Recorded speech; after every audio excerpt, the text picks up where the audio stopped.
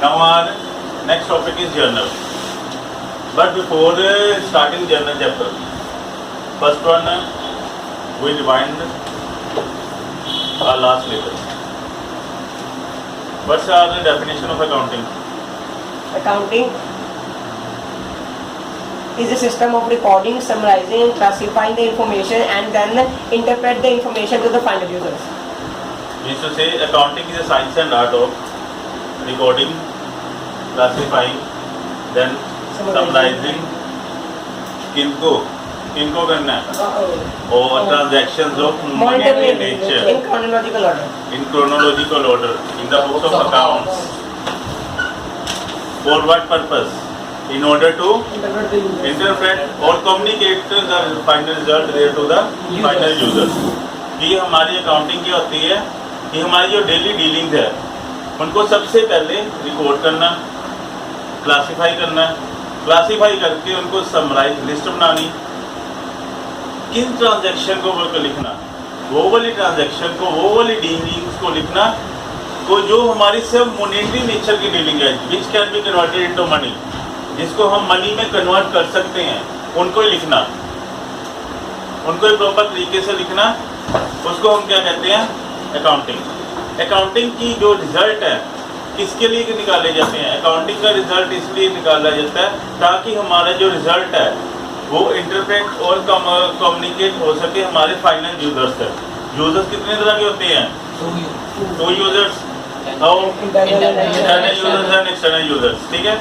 Now फिर हमने किया था अकाउंटिंग कंसेप्ट में गैप किया था कि हमारा जो अकाउंटिंग का प्रॉपर का सिस्टम है पूरे का पूरा सिस्टम हमारे गैप के बेस्ड है। गैप क्या है? Journal accepted accounting principle. General accepted accounting principle. General accepted accounting principle हमारे रूल रेगुलेशंस है जिसको हमने 3 नाम दिए थे, अजम्पशंस, कंसेप्ट्स एंड कन्वेंशंस। वो कल हमने किए थे, पूरे के पूरे 14 थे, BCA, GCA, doctor mom, FCMO। ठीक है, यानी कि प्रॉपर तरीके से। आगे हमने ला किया था rule of double entry. Rule of double entry system क्या कहता था? Every transaction had 2 aspects, one on the credit side and one on the debit side.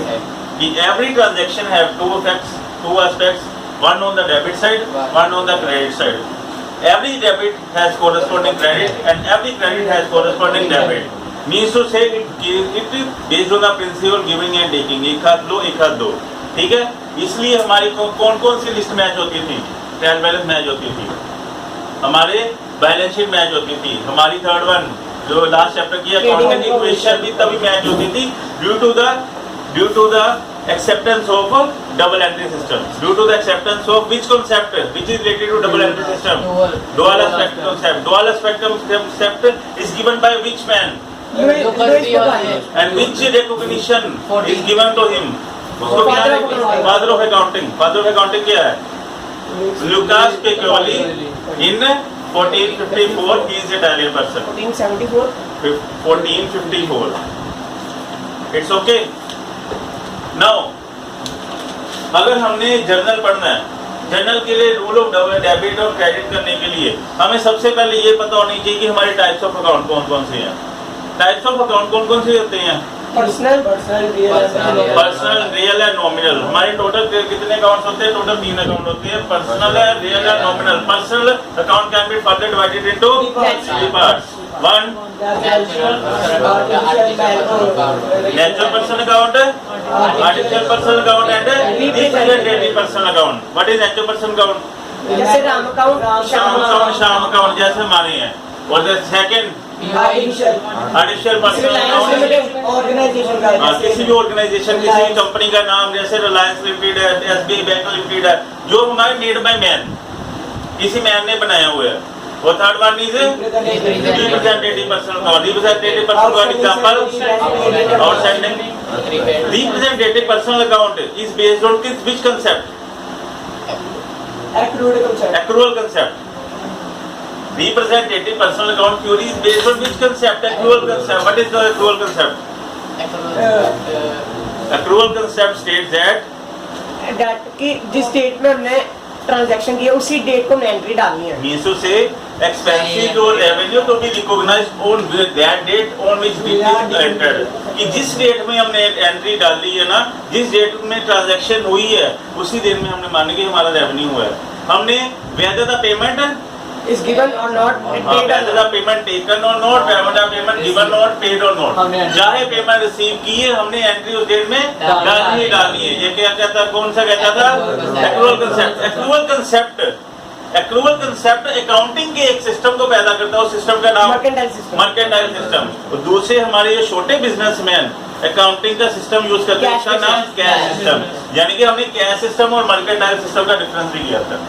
ठीक है, अब हमने स्टार्टिंग बुक किसकी की थी, अकाउंटिंग की डेफिनेशन जो स्टार्ट की थी, अकाउंटिंग की डेफिनेशन सिर्फ अकाउंटिंग की थी। सबसे पहले क्या किया था, book keeping is dash of accounting, keeping record of accounting. Accounting is dash of book keeping, accounting is dash of book keeping, accounting is based on bookkeeping, accounting is extension of bookkeeping, accounting is what, bookkeeping is something is equal to accounting, bookkeeping plus something is equal to accounting, clear? फिर हमने क्या किया था, next one accounting cycle किया था। Accounting cycle में हमने परसों क्या किया था, हमने अकाउंटिंग साइकिल में ये पढ़ा था कि हमारी जो भी ट्रांजैक्शन है, ट्रांजैक्शन का क्या मतलब है, जो भी transaction dealings with the one person, one trader with the other trader is a transaction. Transaction में क्या है कि हम जो भी ट्रांजैक्शन करते हैं और हर एक ट्रांजैक्शन को सबसे पहले क्या किया जाता है, अकाउंटिंग के अकॉर्डिंग रिकॉर्ड किया जाता है। जो रिकॉर्ड करते हैं, रिकॉर्ड के प्रोसेस को क्या बोलते हैं, रिकॉर्ड के प्रोसेस को क्या बोलते हैं, जर्नलाइजिंग।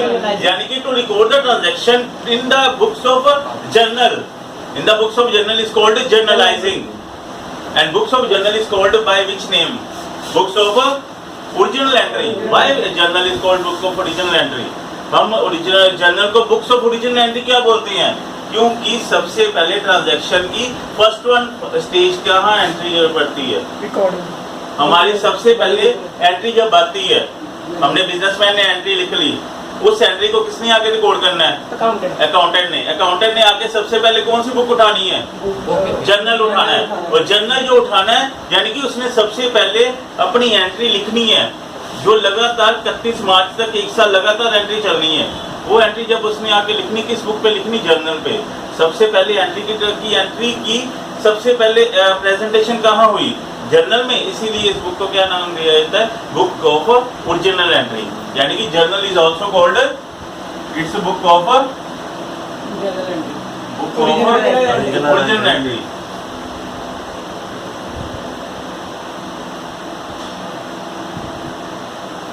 It's okay.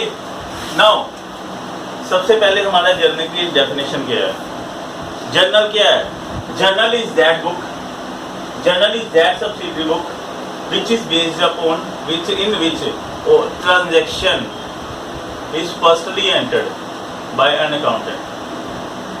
कि हर एक ट्रांजैक्शन को सबसे पहले बुक में रिकॉर्ड किया जाता है, so it is called book of original entry. इसी के लिए हम बुक ऑफ ओरिजिनल एंट्री में डालते हैं। जो जर्नल वर्ड है हमारा, ये journal word is derived from word जर। जर्नल वर्ड हमारा किससे लिया हुआ है, जर्नल वर्ड का लिटरल मीनिंग क्या है, इसका मीनिंग है और डे या डेली। कि जो हमारी जर्नल है, जर्नल में कोई भी हम जो एंट्री डालते हैं, in chronological order means date wise. ये हम जो भी जर्नल में एंट्री डालते हैं क्रोनोलॉजिकल डालते हैं, क्रोनोलॉजिकली वजह से इसको जर्नल, यानी कि हम जहाँ भी ये एंट्री डालते हैं डेट वाइज, डेली के बेसिस पे डालते हैं, एक डेली के बेसिस पे डेट वाइज डालते हैं, क्रोनोलॉजिकल डालते हैं। इसी को, इसका नाम जर्नल रखने के लिए लैटिन वर्ड दिखाया है जर, और उसका नाम जर्नल बना इसके बाद में। ठीक है, यानी कि journal, the word journal has been derived from the French word which is jar, which means a day. So the transaction is to be recorded in the books of the books of original entry firstly in this book, so it is called journal, and the transaction in this book is to record it chronological, कि हम जो transaction इसमें deal करते हैं किसके कैसे deal करते हैं, डेट वाइज करते हैं, क्रोनोलॉजिकली करते हैं। इसकी प्रॉपर डेफिनेशन कैसे लिखनी है,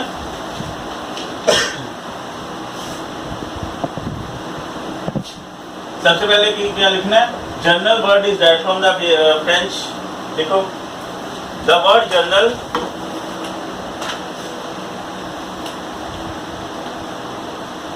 has been derived from the French word jour. The word journal. The word journal has been derived from the French word jour, which means a day. Which means a day. Thus,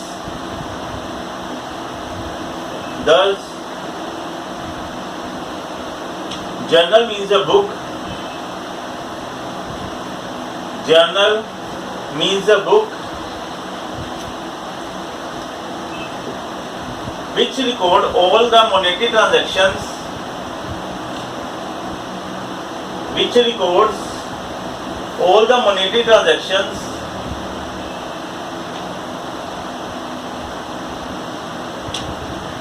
on the daily basis, on the daily basis. These transactions are recorded in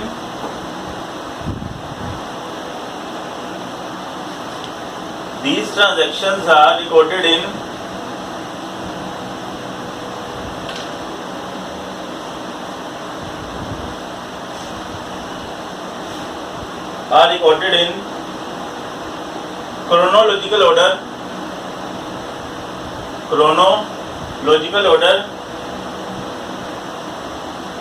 that is in the order of their occurring, that is in the order of their occurring date wise.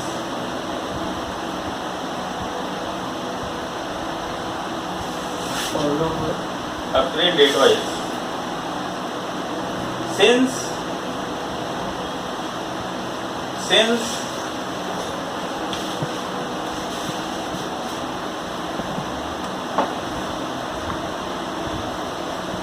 transactions are firstly recorded in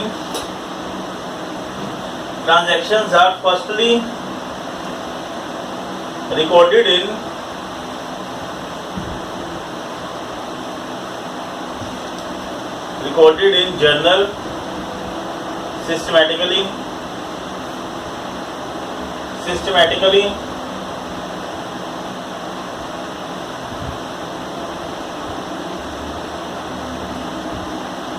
So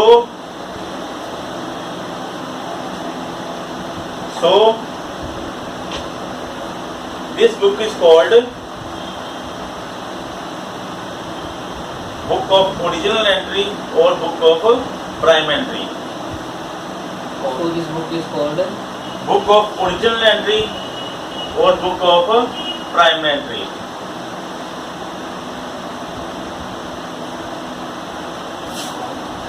Original entry and book of prime entry.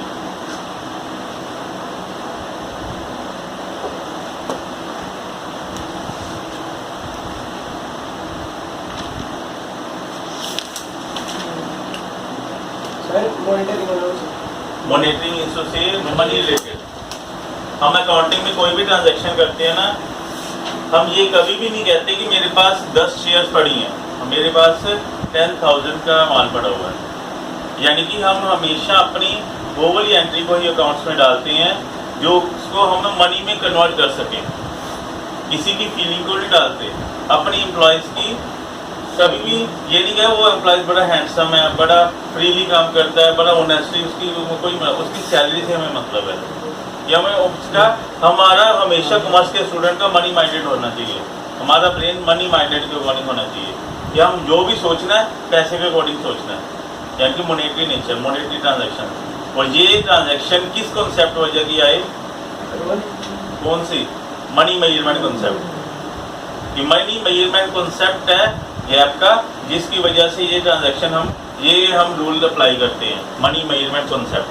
ठीक है, इसका gap के आपके जो notes हैं वो start हो चुके हैं नियर अबाउट विद इन 1 और 2 डेज आपको नोट्स मिल जाएंगे। इवन व्हाट्सएप पे ये डाल दिए जाएंगे और यूट्यूब में मिल जाएंगे। ठीक है, ये नोट्स एज इट इज। ठीक है,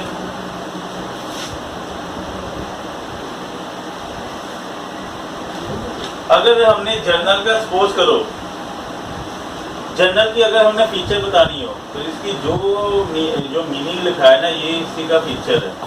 फर्स्ट वन ओरिजिनल एंट्री के बारे में, क्रोनोलॉजिकल के बारे में, ये डबल एंट्री सिस्टम पे बेस्ड है। ठीक है, और इसमें मॉनेटरी ट्रांजैक्शन से होती है। अब इसका जब हम डिटेल करेंगे ना, फिर जर्नल के जितने मर्जी फीचर लिखते रहो। सबसे पहले इसका डिटेल करने से पहले सबसे पहले फॉर्मेट फॉर ए जर्नल,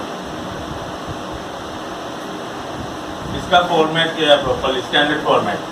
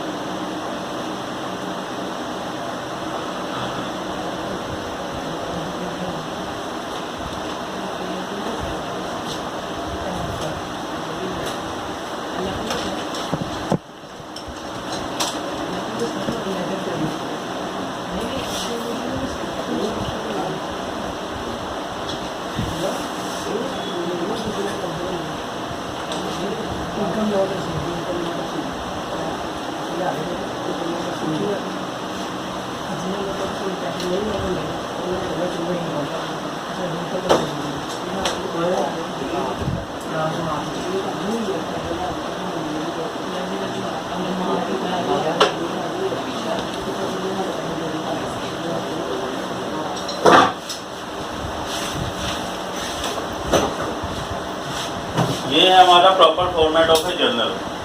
एक जर्नल का की प्रॉपर फॉर्मेटिंग ऐसे ही हमने करनी है। सबसे पहले date, particulars, LF, debit amount and credit amount. What do you mean LF? LF का क्या मतलब है? उसका क्या मतलब है? उसका क्या मतलब है?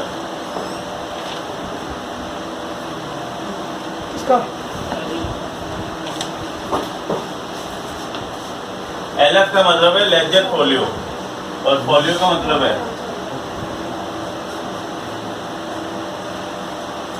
Page number. फोलियो का मतलब होता है page number. Debit amount in rupees, credit amount in rupees.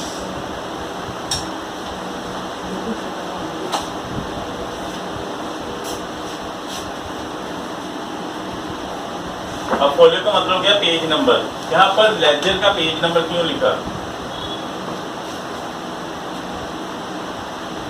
पहले इसको उतार लो, फिर अभी समझा देता हूँ क्या पूछना है यहाँ पर।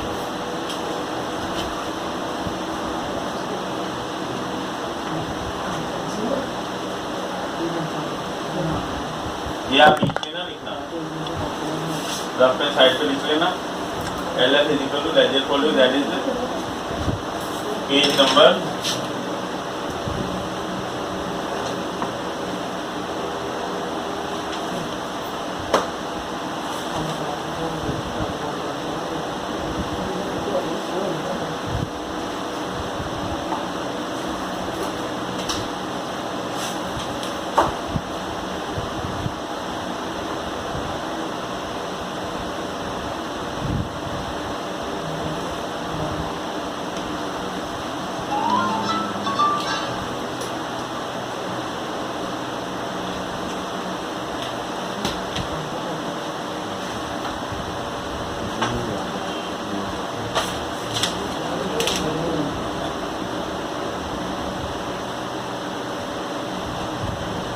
Now, what is the ledger folio?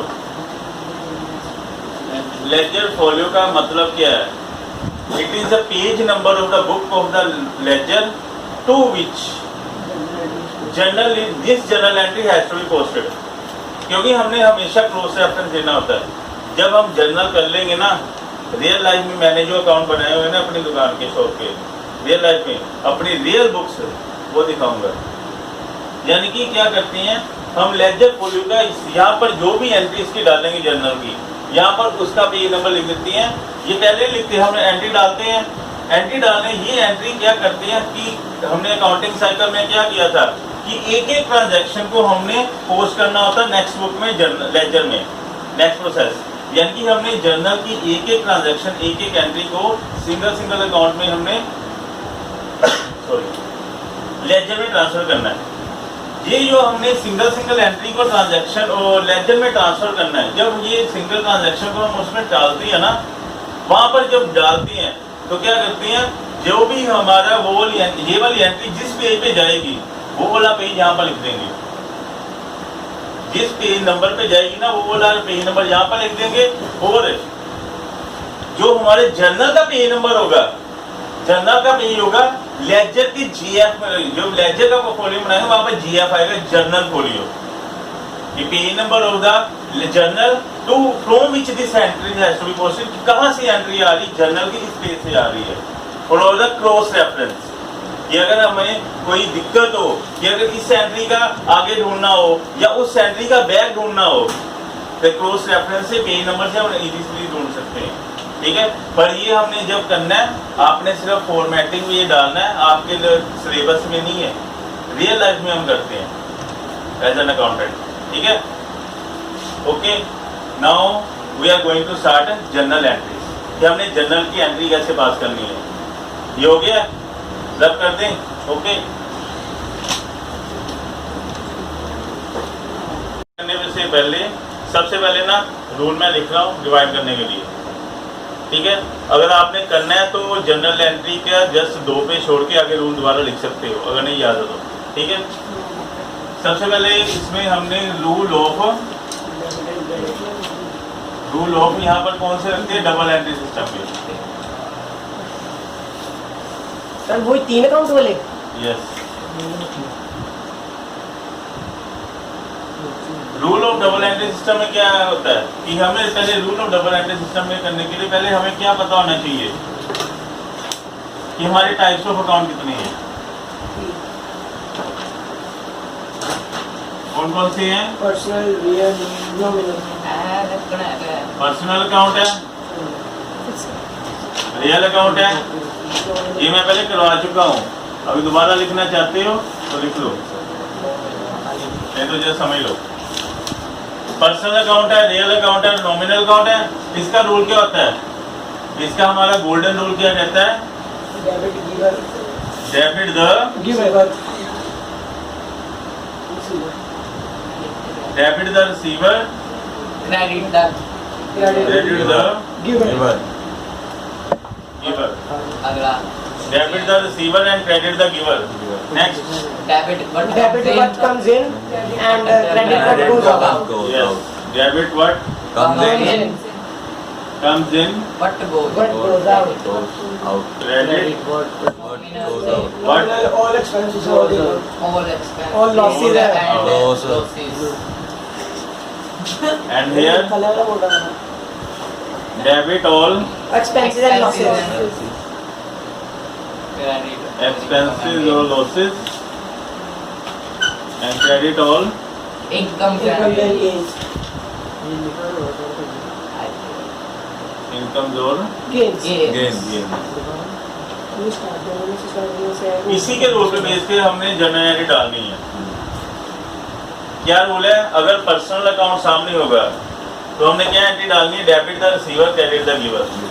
कि अपने बिजनेस में जो बिजनेस का रिसीवर होगा, बिजनेस से कोई रिसीव करने वाला बंदा होगा, उसको हमने हमेशा डेबिट करना है। बिजनेस को गिवर, बिजनेस को कुछ देने वाला जो बंदा होगा उसको हमने हमेशा क्रेडिट करना है। मैं बिजनेस क्यों बोल रहा हूँ, Because of the business entity concept, business is like different और बहुत different है। यस, क्योंकि मैं बिजनेस तभी बोल रहा हूँ, मैं बिजनेस मैन नहीं बोल रहा, क्योंकि there is a wide difference between man and business. एक ओनर और एक प्रोप्राइटर और बिजनेस में वाइड डिफरेंस होता है। हमारे अकाउंट्स में दोनों को अलग अलग करते हैं। जब एक बंदा बिजनेस स्टार्ट करता है ना, बिजनेस अलग है, उसका जो मालिक अलग है। इवन जो बिजनेसमैन होता है, बिजनेस के लिए उसका एक देनदार है। हमेशा बिजनेस की लायबिलिटी बनती है, बिजनेस की देनदारी है कि अपने मालिक को मैंने पैसा वापस करना है। ठीक है, बिजनेस अलग होता है, उसका मालिक अलग होता है। ठीक है, इसलिए ये क्या है, अगर कोई बिजनेस से कुछ रिसीव करता है तो उसको डेबिट करते हैं, अगर बिजनेस को कोई देता है तो उसको क्रेडिट करते हैं। ये किस केस में होता है? Only in case of personal account. अगर वही अकाउंट रियल अकाउंट हो जाते हैं, real account deals which tangible assets and intangible tangible assets and intangible assets. Tangible assets कौन से होते हैं? Which can be touched and seen. Example machinery, land and building, AC वगैरह, ये फर्नीचर है, which can be touched. And intangible assets है like copyright, patent right, goodwill. Goodwill है, reputation है, हमारी कॉपीराइट्स है, जो बुक्स लिखी हो रही है, कोई नोट्स लिख के भेजता है, वो क्या उनके कॉपीराइट है। पेटेंट राइट, कोई किसी ने कार का मॉडल तैयार किया, वो उसके पेटेंट राइट है, ट्रेडमार्क है, सॉफ्टवेयर है, ये क्या है, किसकी एग्जांपल है? Intangible asset. ये these are deals with the real account. And then nominal account. Nominal account deals only with expenses and income. Expenses and income. ये हमारी सिर्फ expenses and incomes के साथ रिलेटेड है। अब जब भी हमने एक रियल अकाउंट का रूल करना है, रियल अकाउंट के रूल के बेस में हमने क्या करना है, जो भी बिजनेस में एंटर होगा, जो एसेट बिजनेस में एंटर होगा ना, उसको हमने हमेशा डेबिट करना है। डेबिट व्हाट कम्स इन, जो बिजनेस में एंट्री ले रहा है ना, जैसे एग्जांपल क्या है, मैंने सपोज करो मशीन खरीदी है, पैसे गए, मशीन आ गई, पैसा भी जो कैश दिया है वो भी एसेट है, जो मशीन है वो भी एसेट है। एक कैश जा रहा है और मशीन आ रही है, कम्स इन क्या हो रहा है? मशीन को डेबिट करना है और क्रेडिट कैश को क्रेडिट करना है। ठीक है, एक चीज आ रही है, दूसरी जा रही है, but in only in case of real account. And then nominal account में क्या होता है कि हमारे जितने भी हमारे लॉसेज हैं, जितने भी हमारे एक्सपेंसेस हैं, वो हमेशा हमने डेबिट करने होते हैं, और जितनी हमारी इनकम्स है वो हमेशा हमारी क्रेडिट होती हैं। एक्सपेंसेस और इनकम क्या होती है? एक्सपेंसेस क्या होते हैं? जैसे खर्चे करने हैं, सैलरी का खर्चा किया, कोई वेजेस का खर्चा। वेजेस और सैलरी में क्या फर्क है? सैलरी हम उसको एम्प्लॉयज को देते हैं, वर्कर वो वेजेस हम वर्कर्स को देते हैं। जो वाइट कॉलर पर्सनैलिटीज एम्प्लॉयज होते हैं उसको हम सैलरीज पे करते हैं। ब्लैक कॉलर मीन्स से जो मजदूर वगैरह वर्कर, उनको दिहाड़ी दी है, उनको हम वेजेस पे करते हैं। मतलब दोनों का सेम ही है, दोनों हमारे खर्चे ही हैं। Freight inward and freight outward, carriage inward and carriage outward क्या होता है? Nominal accounts. ये होता क्या है? कैरेज इनवर्ड, कैरेज माल लाने का खर्चा और माल लेके जाने का खर्चा, इनवर्ड और आउटवर्ड। माल अगर लाएंगे उसका खर्चा, माल लेके जाएंगे उसका खर्चा। कैरेज इनवर्ड और कैरेज आउटवर्ड, ये हमारे चाहे माल लाएं उसका पैसे दे, चाहे माल बेचे उसका पैसे दे, हमारे लिए तो खर्चा है ना। मान लो, और इनकम क्या होती है? कोई इंटरेस्ट आ गया, हमने एफडी कराई, उसका ब्याज आ गया। सपोज कर ये रेंट है, साथ वाला कमरा मैंने किराए पे दे रखा है, उसका रेंट आता है। ठीक है, उसका क्या आता है? हमारी इनकम है। It's okay. नाउ अब रूल्स के अकॉर्डिंग चलते हैं, करनी कैसे एंट्री। मान लो सबसे पहली एंट्री वैसे होती क्या है? Business start. मान लो कि हमारे पास रमेश स्टार्टेड, फॉरवर्ड क्या आता है? लिखना। नहीं समझ लो, पहले बाद में लिखाता हूँ properly. Commence business with cash 4 rupees 1 lakh.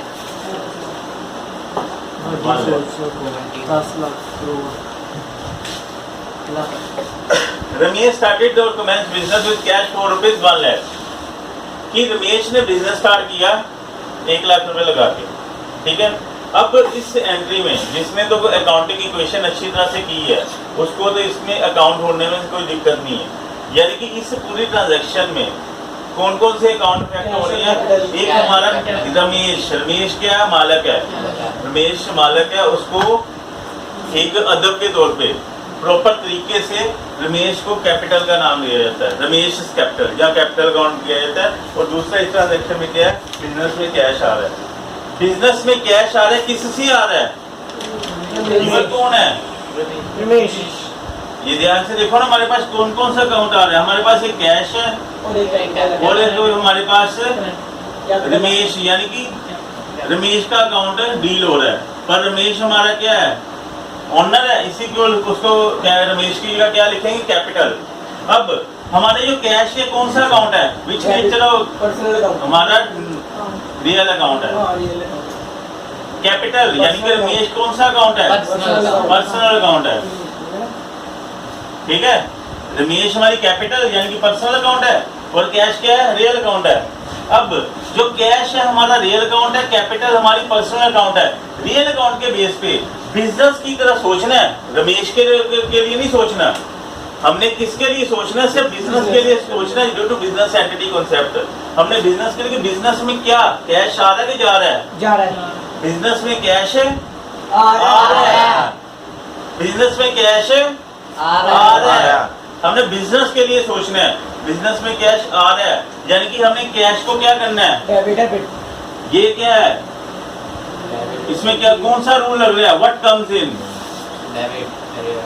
What comes in, cash आ रहा है, किससे आ रहा है, गिवर से आ रहा है, कौन देने वाला है, क्रेडिट द गिवर, कौन देने वाला है, रमेश रमेश। रमेश को क्या कहना है कि हमारी कैपिटल है, ठीक है, यानी कि इसको क्या करना है, डेबिट डेबिट, और इसको क्या करना है, क्रेडिट। एंट्री कैसे लिखते हैं, एंट्री कैसे लिखते हैं कि जब हमने ये जर्नल बनाया होगा, इसमें डेट कैश अकाउंट क्या लिखना है, यहाँ पर डेट आएगी, यहाँ पर आपने पर्टिकुलर लिखा होगा, और यहाँ पर डेबिट है और यहाँ पर क्रेडिट अमाउंट लिखा है।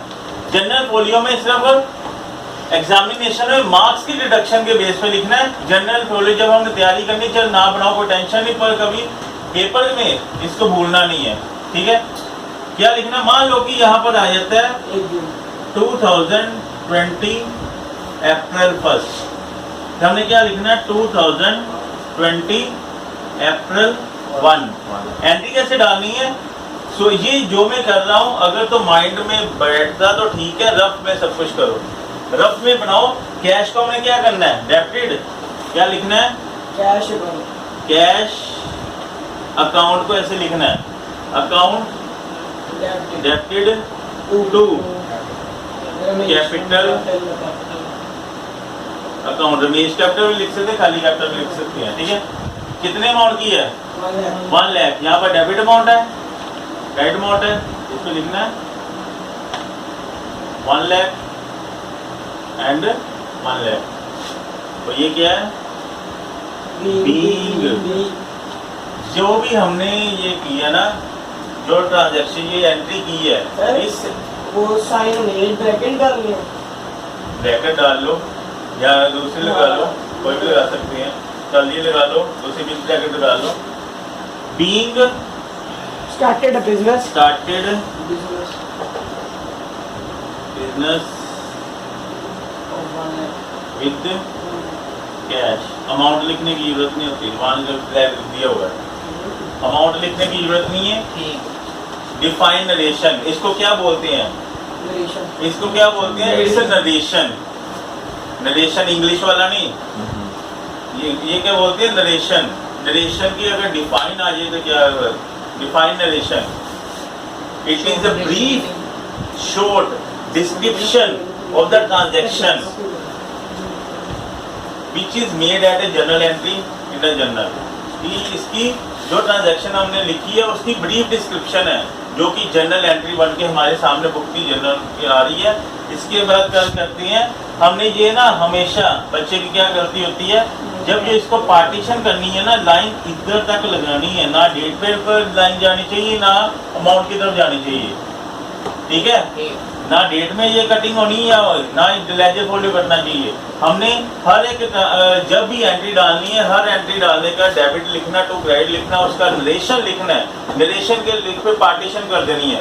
पार्टीशन करने के साथ ही यहीं पर ही नेक्स्ट एंट्री शुरू कर देनी है अप्रैल 2 की, यहीं पर ही साथ में लाइन नहीं छोड़नी, ठीक है, और सेंटर में लाइन लगा देनी है। क्लियर है, ऐसे हमने प्रॉपर सम करने हैं, ठीक है। अब इसको नोट डाउन करो, फिर आगे चलते हैं। हमारी फर्स्ट ट्रांजैक्शन होगी। Now next transaction is purchased goods for rupees 10,000 और cash. Purchase goods for rupees 10,000 और कैश। क्या मतलब इसका? हमने गुड्स बाय की है, गुड्स बाय की है, परचेज की है कैश पे।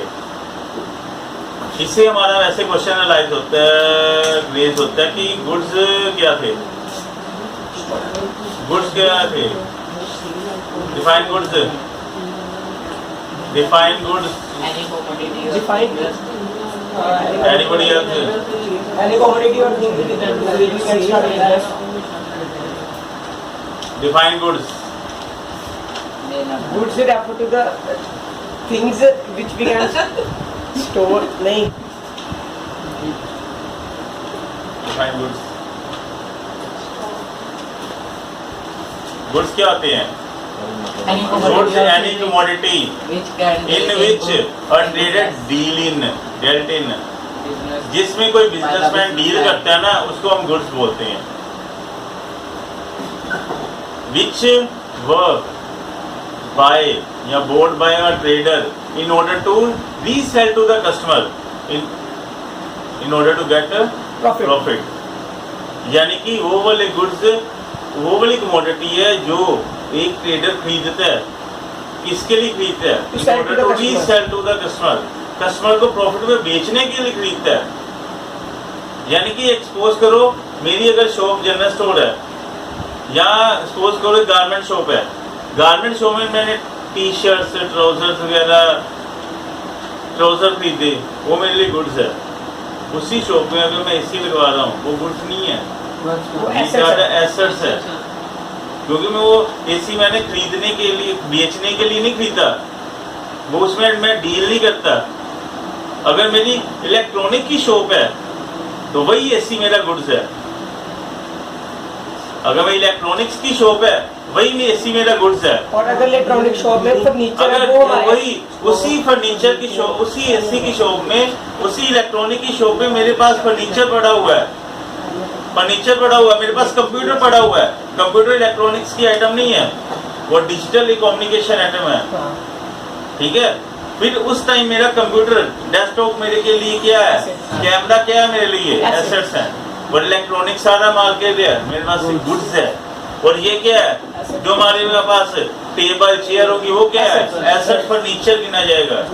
ठीक है, goods are those commodity which we deal in, जिसमें एक बिजनेसमैन डील करता है, which by bought by them in order to resell to the customer at a profit. लेकिन क्या हम गुड्स को गुड्स अकाउंट, गुड्स के लिए गुड्स अकाउंट खोलते हैं? नहीं, गुड्स के लिए 5 अकाउंट खोले जाते थे, which purchase Purchase return account, account, sales return account, return account, sales return account और stock account. Stock account. Goods को हमारे अकाउंट्स में गुड्स बोलते हैं, और गुड्स को लिखने में नहीं आता कभी भी, गुड्स का अकाउंट नहीं बोलता। इससे गुड्स के अकाउंट में हम 5 हिस्से में डिवाइड करते हैं। अगर उसी गुड्स को हम परचेज करते हैं, these are called purchase account. अगर उसी गुड्स को हम सेल करते हैं तो उसके लिए सेल्स अकाउंट खुलेगा।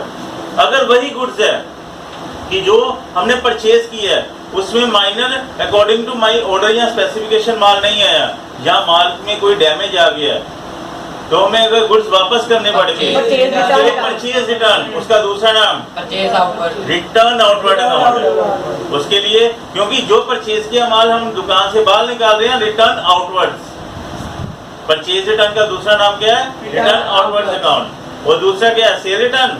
सेल रिटर्न में क्या करते हैं, जब हमें कोई वापस आता गुड्स, कोई डैमेज गुड्स है, वो उसके क्या लेगा, अकाउंट खोलता है, सेल रिटर्न। और उसका दूसरा नाम क्या है, रिटर्न इनवर्ड, कि रिटर्न इनवर्ड दुकान के अंदर आई है। और हमारा जो साल का एंड होता है, हमारा साल का एंड कब होता है, 31 मार्च। कौन सा कॉन्सेप्ट ये बताता है, accounting period concept. Accounting period concept कहता है कि हमारी बिजनेस कब स्टार्ट होना है, 1 अप्रैल से 31 मार्च तक होना है। और इस इन बिटवीन हमने सारी एंट्री करनी है, जो 31 मार्च खत्म हो जाना है। और हमारी जो लास्ट एंट्री होगी, उस दिन हमारा सारा स्टॉक बिका नहीं होगा, the stock remain unsold, goods remain unsold at the end of the accounting year is called stock. ठीक है, उसको हम फिर स्टॉक, उसी गुड्स को हम स्टॉक अकाउंट कह देते हैं कि जो हमारा एंड पे बच जाता है। और ये जो स्टॉक अकाउंट है या purchase account always stated in cost, हमेशा जो परचेज की एंट्री और स्टॉक की एंट्री हमेशा कॉस्ट पे डलती है। ठीक है, always in cost. Now purchase goods for cash, हमने गुड्स परचेज किए कैश के लिए, ये हमारा परचेज क्या है? इसमें हमारे पास दो अकाउंट फैक्ट हो रहे हैं। एक हमारे पास कौन सा अकाउंट फैक्ट हो रहा है? परचेज अकाउंट, और दूसरा का हो रहा है कैश अकाउंट। चाहे जो हमारा ये परचेज है ना, चाहे हमारा ये परचेज है, इसको चाहे एक्सपेंस मान के चल दो, क्योंकि अगर हमें क्लासिफिकेशन करनी है ना तो परचेज हमारा नॉमिनल अकाउंट है, हमारा एक्सपेंस है। पर एक इसको ना जनरल एंट्री डालने के लिए सिर्फ आपको समझाने के लिए बुकिश में नहीं लिखना कि हमारा परचेज एक स्टॉक अकाउंट है, नो। वो हमारा परचेज हमारा एक एसेट है, नो। अगर बुकिश लैंग्वेज हमने लिखना तो परचेज हमारा एक्सपेंस है। ठीक है, अगर मान लो जैसे मर्जी करो जनरल एंट्री, पर मेरे अकॉर्डिंग इन दोनों को हम देखते हैं। अगर हम इसको एक्सपेंस के बेस पे करते हैं, तो परचेज हमारा एक्सपेंस है, और एक्सपेंस को हमेशा क्या करते हैं? डेबिट। इसको हमने डेबिट करना है, ठीक है, क्योंकि ये नॉमिनल अकाउंट है। कैश हमारा कौन सा अकाउंट होता है? रियल। और कैश को क्या हो रहा है? गोज आउट हो रहा है, बाहर जा रहा है, इसीलिए उसको क्या करेंगे? Credit, because it is goes out. और एंट्री क्या डलेगी? Purchase account debited purchases account debited to cash account. और अमाउंट कितना डलेगा? 10,000 रुपया डेबिट और क्रेडिट में, और नीचे एंट्री की डलेगी बीइंग परचेज ऑन कैश 10। ठीक है, being purchase goods on cash. Okay, डालो एंट्री डाल जल्दी। And going to the next entry.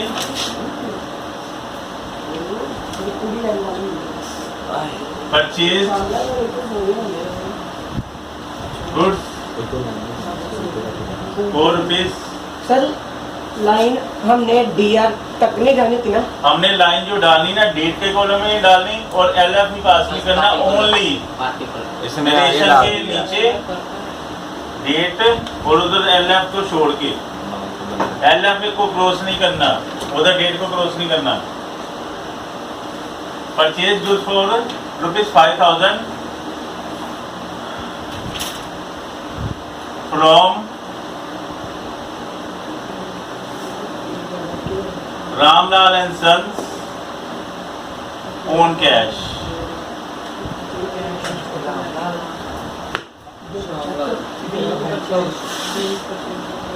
अब इसके अंदर में क्या है? बिल्कुल सिंपल है, purchase account and cash account. इसमें परचेज और कैश है।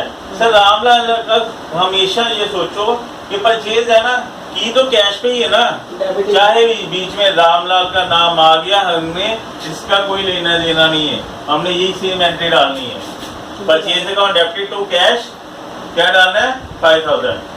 ठीक है, क्योंकि कैश ऑलरेडी लिखा हुआ है, और कैश ये मेंशन कर रहा है, बार बार सीख रहा है कि ये क्या है? कैश परचेज है। ठीक है, डालो एंट्री। हम लिख सकते हैं ना वो? हाँ, नरेशन नहीं लिखना, किस बात से लिखना है? मतलब ही नहीं, परचेज गुड्स ऑन कैश या कैश परचेज।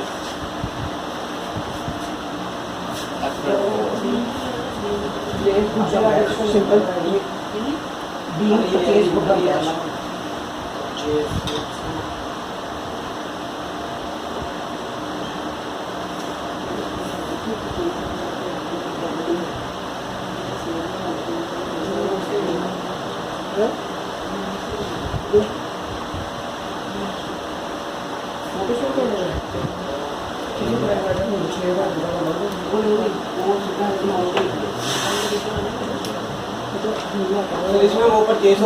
और इसमें क्या करना है?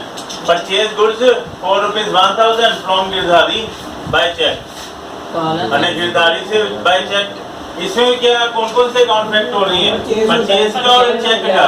गिरधारी को नहीं करना कुछ भी, ठीक है?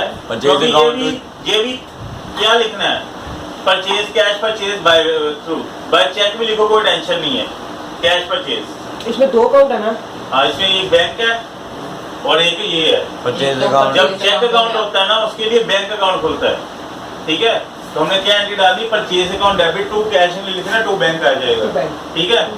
जब चेक आएगा ना, तो चेक की अकाउंट कौन सा खुलता है? Bank account. ये हमारा बैंक कम हो गया, ठीक है? तो हमने बैंक को कर देना क्रेडिट, और इसका नरेशन वही लिखे बनेगा, being purchase goods on cash by cheque लिखना, लिख दो, कोई टेंशन नहीं। Purchase goods on cash by cheque, ठीक है? आगे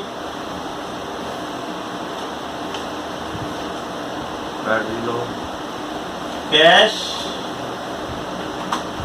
परचेजेस 4 रुपीज 12,000। अगर खाली कैश परचेज लिखा हो ना, इसका मतलब भी सेम ही है, परचेज गुड्स ऑन कैश। इसकी भी एंट्री सेम डलेगी, क्या डलेगी? Purchase account debit to cash.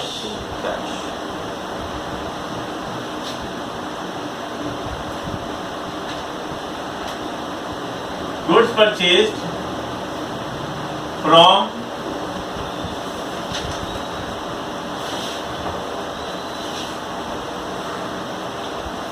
Sahil 4 rupees 5,000 on credit. Simple. इसमें कौन कौन सा अकाउंट फैक्ट हो रहा है? परचेज अकाउंट, हमारे पास एक परचेज अकाउंट है और साहिल दूसरा साहिल हम अकाउंट। यहाँ पर कैश नहीं है, क्रेडिट। हमने उधार पे माल लिया है, अगर उधार पे माल लिया है तो फिर अब इसकी बारी आएगी, परचेज अकाउंट, ठीक है? और इसमें क्या करना है, इसमें कौन कौन से अकाउंट हो रही है फैक्ट? हमारा परचेज अकाउंट फैक्ट हो रहा है, तुम्हारा साहिल एज ए क्रेडिटर फैक्ट हो रहा है। इसमें हमने परचेज कौन सा अकाउंट है? एक्सपेंस है, और साहिल कौन सा अकाउंट है? साहिल कौन सा अकाउंट है? हमारा पर्सनल अकाउंट है। और एक्सपेंस को तो हमेशा डेबिट होना ही होना है, पर साहिल क्या कर रहा है? गुड्स दे रहा है, गुड्स दे रहा है, गिवर है, गुड्स दे रहा है ना बिजनेस को, तो क्या एंट्री आएगी? Creditor. Purchase account debited to Sahil account. अब इसमें नाम लिखना है, कोई जनरल एंट्री नहीं है, अकाउंटिंग इक्वेशन नहीं है, क्रेडिटर लिखना है, इसमें नाम प्रॉपर लिखो। Purchase account debit to Sahil account. Amount कितनी आएगी? 5,000। Sir being goods sold on credit, being goods sold on credit. Next, being purchase goods on credit, oh sorry, being purchase goods on credit. समझ लगी ये वाली? Yes sir. आगे next है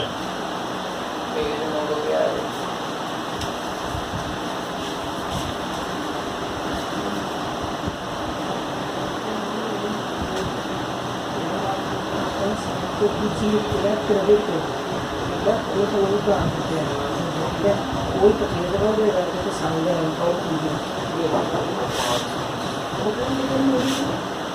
purchase goods from Gopal son पे purchase account, purchase goods from Gopal sons 4 rupees 1100।